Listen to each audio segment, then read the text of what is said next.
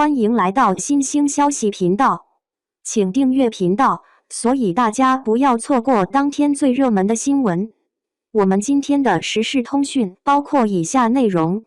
：45岁冯绍峰古偶遭质疑，转型失败一脸沧桑，离开赵丽颖他怎么了？45岁的冯绍峰，这位备受推崇的古装偶像面临了质疑。尽管他在离开赵丽颖之后出演的《长相思》和《莲花楼》在暑期档口碑和人气都取得了双丰收，但最近他出演的古装剧《灼灼风流》却因为过度的磨皮而引发了网友们的讨论。虽然剧情逻辑通顺，爱情故事线精彩，演员们的表演也很出色，确实具备丰富的经验，但是男主角冯绍峰已经年过45。观众戏称这部古装剧中，男1号和女1号加上男2号和女2号，总体平均年龄达到了39岁。冯绍峰所扮演的角色只有26岁亮相，显然为了与角色更契合，剧组使用了滤镜和磨皮技术。景甜保养的仪虽然已经35岁，但她一出场就能展现出18岁少女的形象。加上精心的妆容和滤镜处理，不会显得太突兀。然而，冯绍峰的面部能够显露出年龄痕迹，他又不能像女演员那样浓妆艳抹，因此使用滤镜后，角色的面部轮廓变得模糊不清。如今，男演员比女演员更难掩饰自己的年龄，许多35岁左右的男演员已经开始扮演父亲的角色了。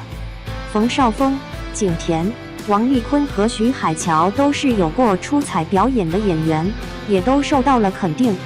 尽管王丽坤已经38岁，徐海乔也已经40岁，在电视剧中扮演20多岁的角色，感觉还是有点奇怪。《灼灼风流》是目前所有古装偶像剧中主要演员平均年龄最大的一部。45岁的冯绍峰在扮演古装角色时受到质疑。他的转型并不成功，面容上透露出沧桑感。离开了赵丽颖后，他发生了什么？之前有刘晓庆、明镜等演员曾扮演过跨越多个年龄段的角色，从少女演到老年，观众对此表示认可。然而《灼灼风流》是一部古装剧，不会一直演到老年，剧情大致到了30岁左右的结局。观众们希望能够保持一定的真实度。冯绍峰之前在《知否知否》应是绿肥红瘦中的表演非常贴合角色，因为顾廷烨这个角色是一个经历了多年军旅生活的人，所以具有一些沧桑感是可以理解的。但是在《灼灼风流》中，主角并没有经历过太多的困难，所以他一脸的沧桑感有些奇怪。人们感觉他在离婚之后一下子变得颓废了。灼灼风流强调女性独立的价值观，景甜饰演的角色备受期待。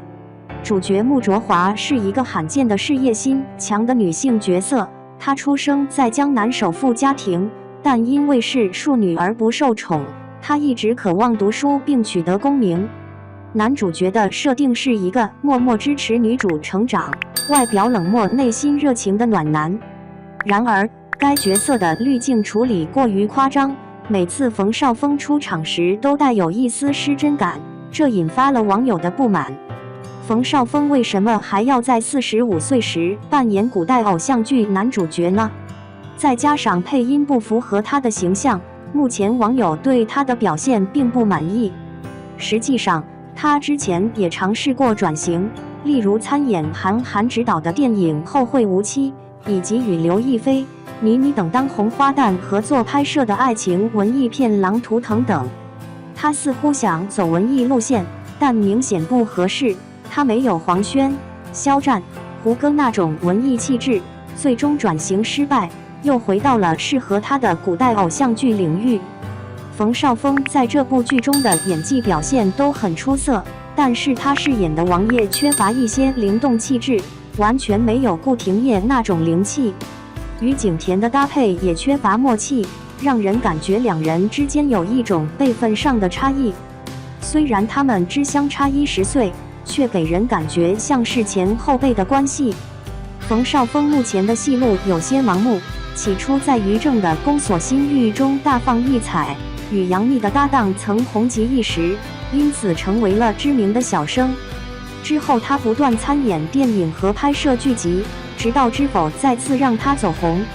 作为古装偶像男主角，冯绍峰的演技无疑比偶像派要强，但又不能说是完全的演技派，因为他的戏路比较单一，主要以爱情剧为主。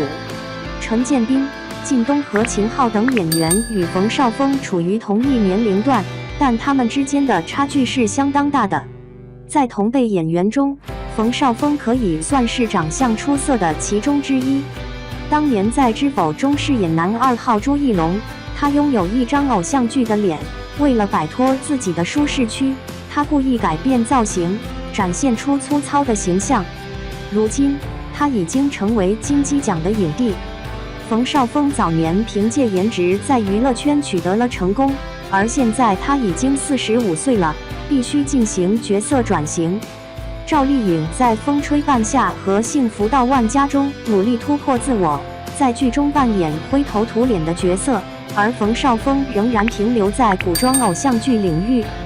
他本人相貌非常好看，五官非常立体，但上镜后缺乏亮点，再加上皮肤不白，没有让观众感受到过多的颜值吸引力。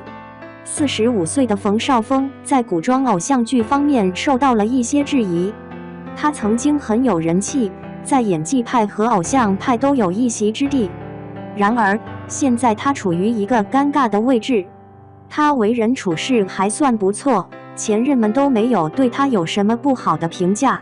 他性格比较温和，但有时候缺乏决断力。如果一个演员的转型不及时，未来的路会很难走。新一代的演员已经崛起，而他还停留在旧的类型上，没有抓住机会。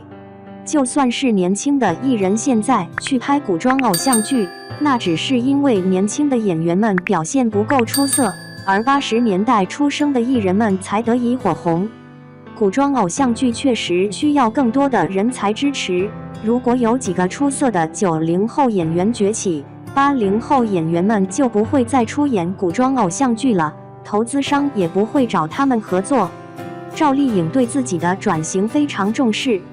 赵丽颖主演的《风吹半夏》和《幸福到万家》属于小成本制作，搭档演员的知名度也不高。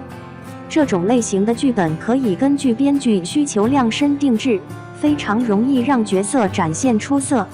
赵丽颖可以不计较片酬或造型，努力跳出舒适区，摆脱之前在《花千骨》和《楚乔传》中的标签，尝试增肥并素面朝天地表演。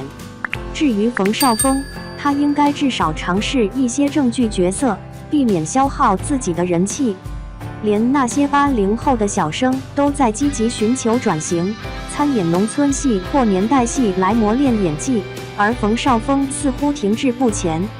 其实，他的脸很适合出演年代剧和电影，越粗糙越有味道。他的气质与秦昊有些相似，但秦昊更显得坚毅，演戏没有痕迹可循。冯绍峰非常适合扮演那种游走在沉思中，犹豫不决又无力的角色。他应该好好规划自己的戏路，不要再考虑走文艺路线，而是朝着粗犷男人的方向发展，接演一些反差大的角色。